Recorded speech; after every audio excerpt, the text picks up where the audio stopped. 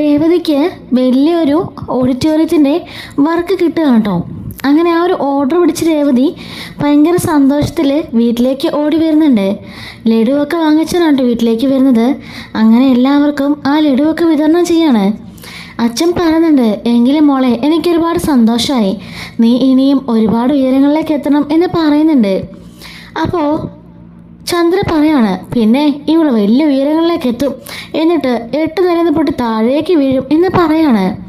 അപ്പോഴേക്കും സച്ചി ചോദിക്കുകയാണ്, അമ്മയ്ക്ക് എന്തിൻ്റെ കേടാ വായും വെച്ചോണ്ട് മിണ്ടാതിരുന്നോടെ, അവളുടെ ഇഷ്ടത്തിനല്ലേ ചെയ്യുന്നത് എന്ന് ചോദിക്കുകയാണ്.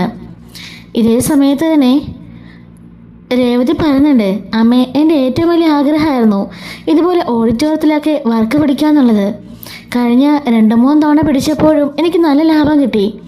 50,000 രൂപ വെച്ച് ഒരു വർക്കിന് എനിക്ക് ലാഭം കിട്ടി എന്ന് പറയാണ്. അപ്പോഴേക്കും ചന്ദ്ര പറയുന്നുണ്ട്, 50,000 ഉലുവ, നാണമില്ലല്ലോടി നിനക്കത് പറയാനായിട്ട്.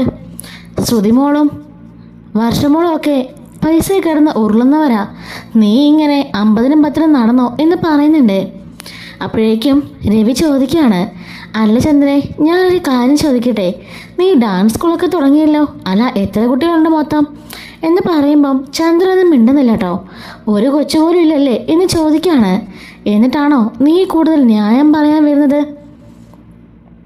അവിടെ ഒരു കുട്ടി പോലും ഇല്ല, നിനക്കൊരു ജോലിയില്ല, ഒരു വരുമാനമില്ല, നിന്റെ മരുമകളാണെങ്കിലോ ഇത്രയൊക്കെ സമ്പാദിക്കുന്നില്ലേ, എന്നിട്ട് പോലും നിനക്ക് അവളെ അംഗീകരിക്കാൻ വയ്യല്ലേ എന്ന് ചോദിച്ചുകൊണ്ട് പറയുന്നുണ്ട്.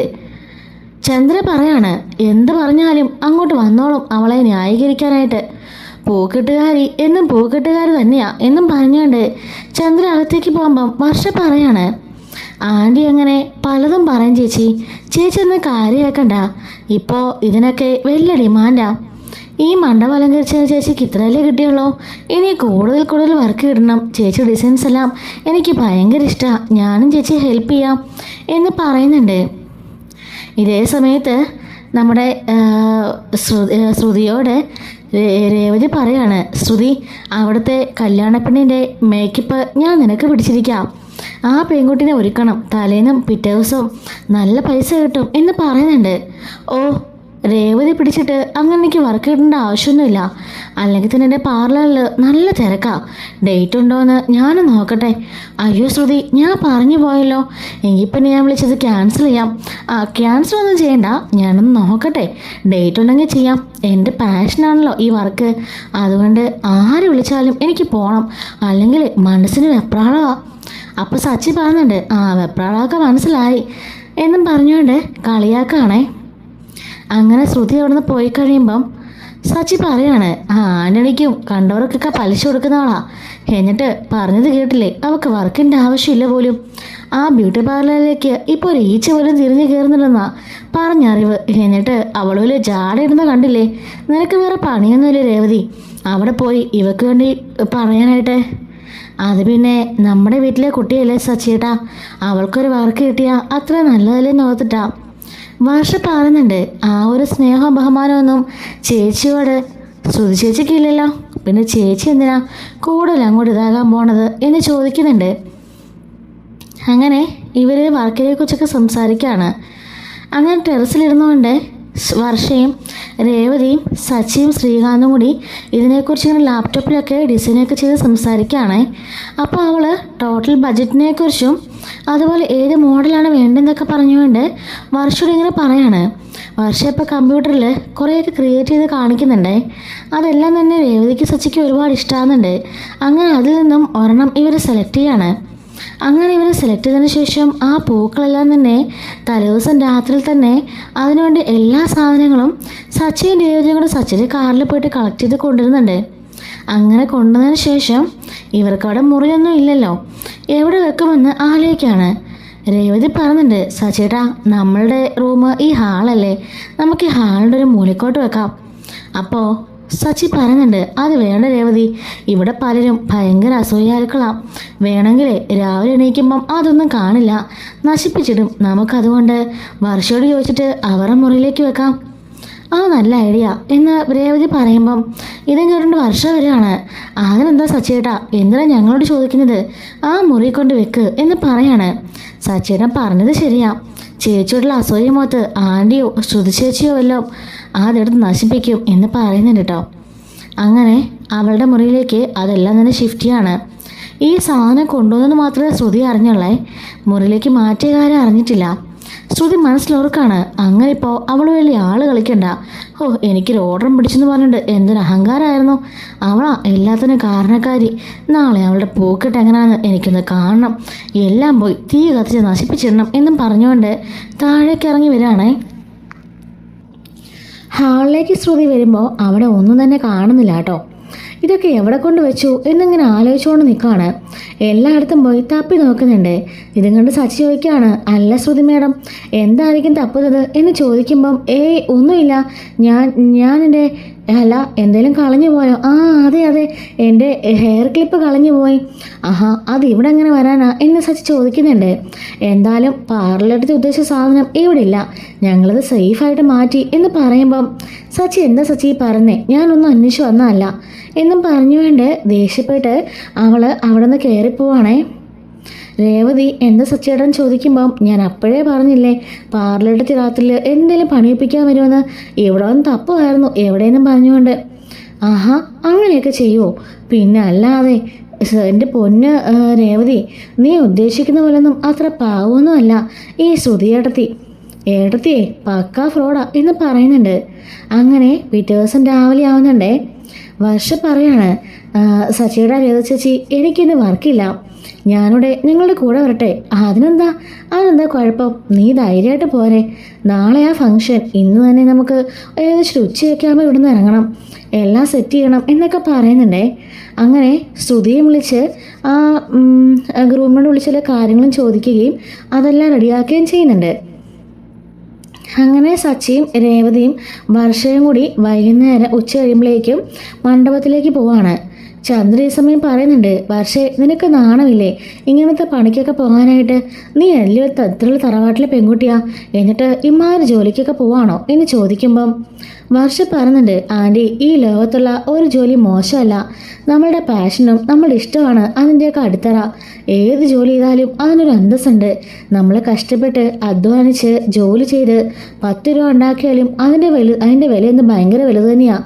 അതൊന്നും ആൻറ്റിക്ക് പറഞ്ഞാൽ മനസ്സിലാവില്ല, ആൻറ്റി ഇവിടെ ചുമ്മാ ഇരിക്കുകയല്ലേ എന്നും പറഞ്ഞുകൊണ്ട് ഒരു കുത്തുകൂടി കൊടുത്തിട്ട് അവൾ കയറിപ്പോവാണേ. രവി ചോദിക്കുന്നുണ്ട്, നിനക്ക് നിൻ്റെ വലിയ ആവശ്യം ഉണ്ടായിരുന്നോ ചന്ദ്രേ? മര്യാദക്ക് ഇരുന്നാൽ പോരായിരുന്നോ? വർഷയുടെ വായിന്ന് അത്രയും കേട്ടപ്പം സമാധാനമായില്ലേ എന്ന് ചോദിക്കുകയാണ്. അല്ലെങ്കിലും അവളൊരു അഹങ്കാരിയാ, പണക്കാരിയായതുകൊണ്ട് മാത്രം ഞാൻ വിട്ടുവെച്ചേക്കുവാ.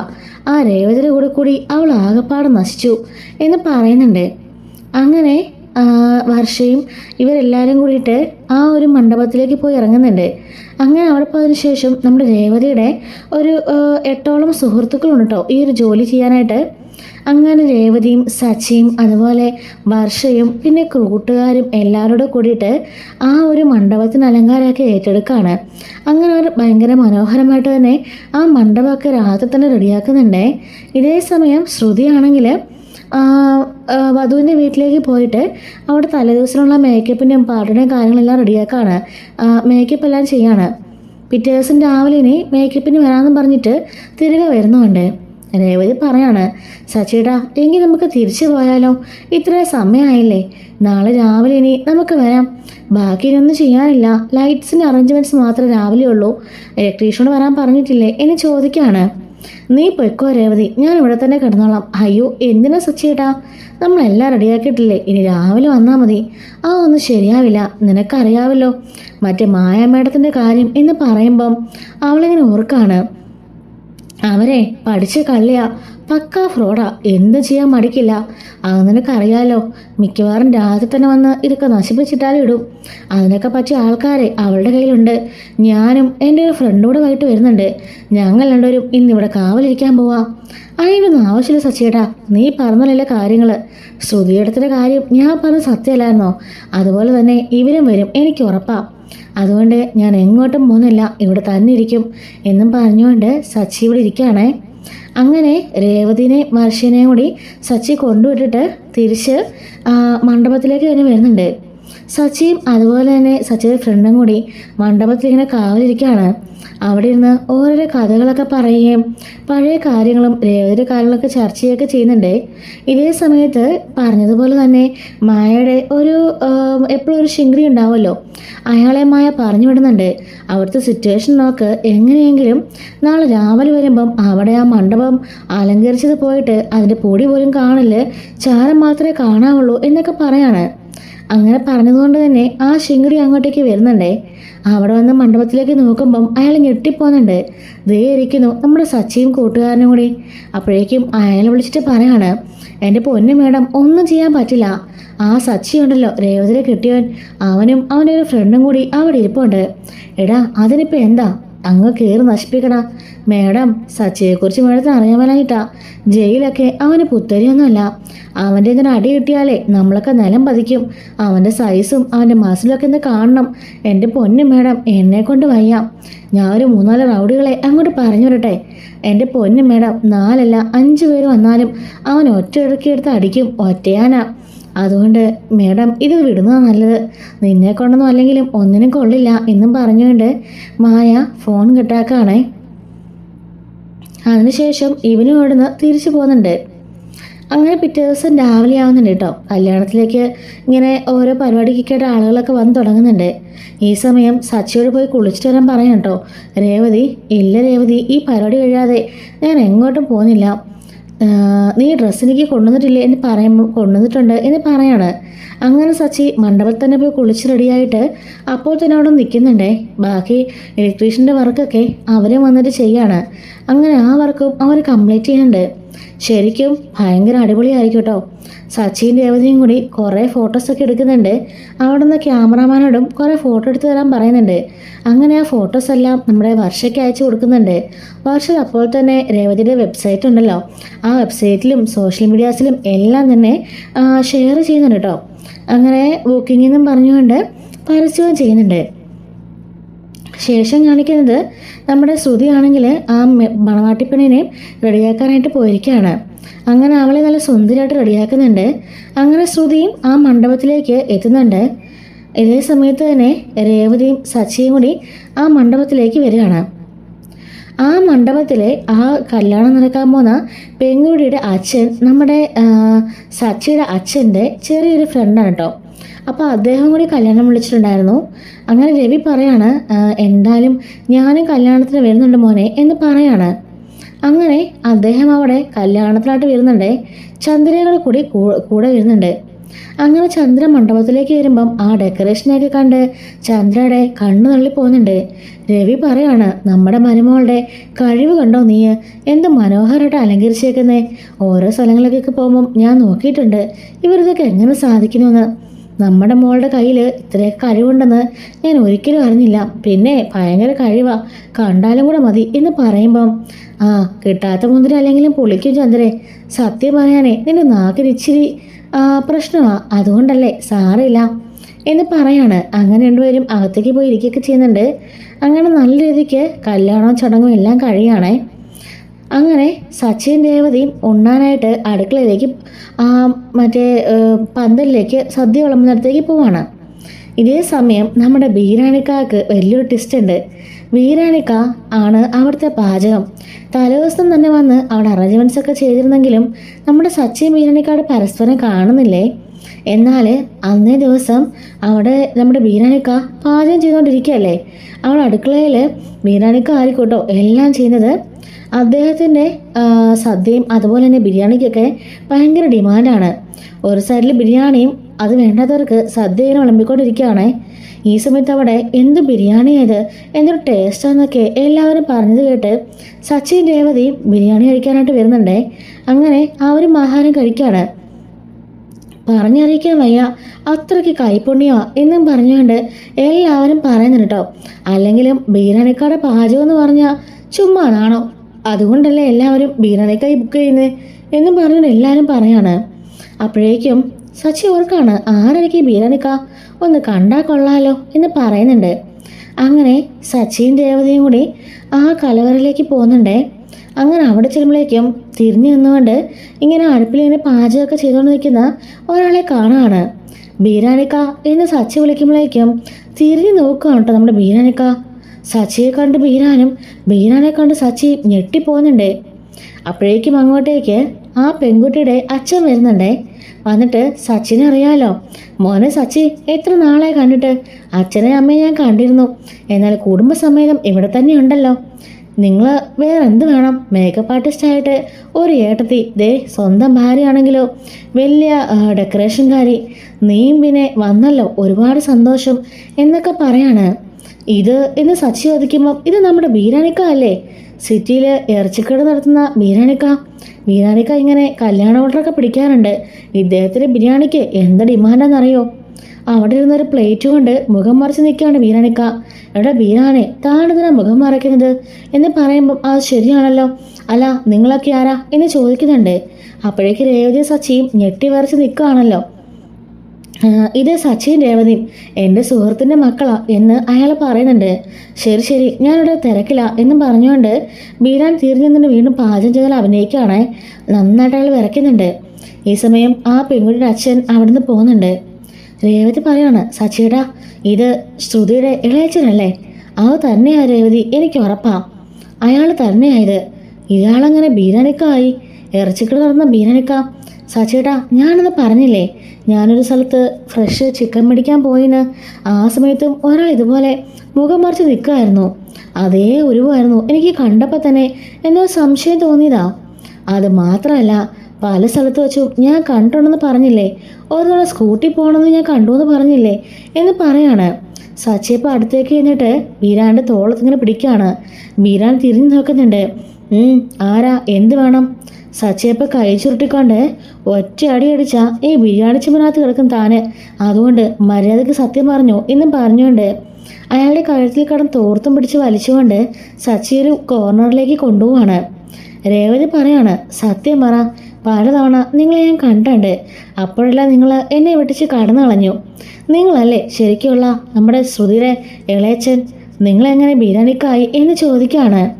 അത് എനിക്കൊന്നും അറിയില്ല എന്ന് പറയുമ്പം തനിക്കെല്ലാം അറിയാം, സത്യം പറഞ്ഞു എന്ന് പറയുമ്പോഴേക്കും അയാൾ കരഞ്ഞുകൊണ്ട് സത്യങ്ങളെല്ലാം പറയുന്നുണ്ട്. ശ്രുതിയും മീരയും കൂടി അഭിനയിക്കാൻ പറഞ്ഞതാണെന്നും ശ്രുതിക്ക് അങ്ങനെ ഒരു കൊച്ചച്ഛനുമില്ല അച്ഛനുമില്ല, അച്ഛൻ്റെ കാര്യമൊക്കെ പറഞ്ഞത് കള്ളമാണെന്നും ശ്രുതി മലേഷ്യക്കാരിയൊന്നും അല്ലെന്നൊക്കെ എല്ലാ സത്യങ്ങളും ബീരാൻ പറയുന്നുണ്ട്. എങ്കിലേ ഞങ്ങളിത് പറഞ്ഞാൽ ആരും വിശ്വസിക്കില്ല, അതുകൊണ്ട് ബീരാനിക്ക തന്നെ വന്ന് വീട്ടിൽ പറയണം എന്ന് പറയുമ്പോൾ അത് വേണോ മോനെ, ഒരു പെൺകുട്ടിയുടെ ഭാവിയല്ലേ, അഭിനയിക്കാനുള്ള താല്പര്യം കൊണ്ടാണ് ഞാനതിലേക്ക് ഇറങ്ങി തിരിച്ചത്. പക്ഷെ പിന്നീട് ഓർക്കുമ്പം ശ്രുതിയുടെ ഭാവി ഓർത്തിട്ടാ ഞാനൊന്നും പറയാഞ്ഞത്. ഒരു പെൺകുട്ടിയുടെ ജീവിതം ഞാൻ കാണാൻ തകരണ്ടെന്ന് കരുതി എന്ന് പറയുമ്പം സച്ചി പറയാണ്, ഈ ശ്രുതിയെക്കുറിച്ച് ഞങ്ങൾക്ക് നല്ല സംശയമുണ്ട്. അവൾ വേറെ എന്തൊക്കെയോ മറയ്ക്കുന്നുണ്ട്. അതെല്ലാം തന്നെ നിങ്ങൾ പറഞ്ഞാൽ മാത്രമേ അറിയാൻ സാധിക്കുള്ളൂ. നിങ്ങൾ ഇനിയും മറച്ചു വെച്ചാൽ എന്തൊക്കെ കള്ളത്തിലുണ്ട് അവളുടെ കയ്യിൽ നിന്ന് ഞങ്ങൾക്ക് ഒരിക്കലും അറിയാൻ പറ്റില്ല. അവളുടെ ജീവിതം നിങ്ങൾ നോക്കുന്നു, എൻ്റെ ചേട്ടൻ്റെയും ഞങ്ങളുടെ എല്ലാ ജീവിതം അപകടത്തിലല്ലേ. അവളിതുപോലെ കള്ളിയാണെങ്കിലോ, ചിലപ്പോൾ തീവ്രവാദിയാണെങ്കിലോ എന്നൊക്കെ പറയാൻ ബീരാൻ, ഒയ്യോ അങ്ങനെയൊക്കെ ചെയ്യുമോ, പിന്നല്ലാതെ ഇവ പെൺകുട്ടികളാ ഇതുപോലത്തെ പണിയൊക്കെ ചെയ്യുന്നത് എന്ന് പറയാണ്. എങ്കിൽ ഞാൻ ഒന്ന് പറയാം എന്ന് പറയുന്നുണ്ടേ. അങ്ങനെ മണ്ഡപത്തിൽ നിന്ന് ക്യാഷെല്ലാം മേടിച്ച് അവരുടെ എല്ലാ പ്രൊസീജിയേഴ്സും കഴിഞ്ഞിട്ട് അവിടെ നിന്ന് ഇറങ്ങുന്നുണ്ട്. രവിയും ചന്ദ്രൻ നേരത്തെ തന്നെ വീട്ടിലേക്ക് പോയിട്ടോ. മണവാട്ടിപ്പെണ്ണെ ഒരുക്കിനൊക്കെ ശേഷം ശ്രുതിയും വീട്ടിലേക്ക് വരുന്നുണ്ട്. അങ്ങനെ എല്ലാവരും വൈകുന്നേരം വീട്ടിലെത്താണ്.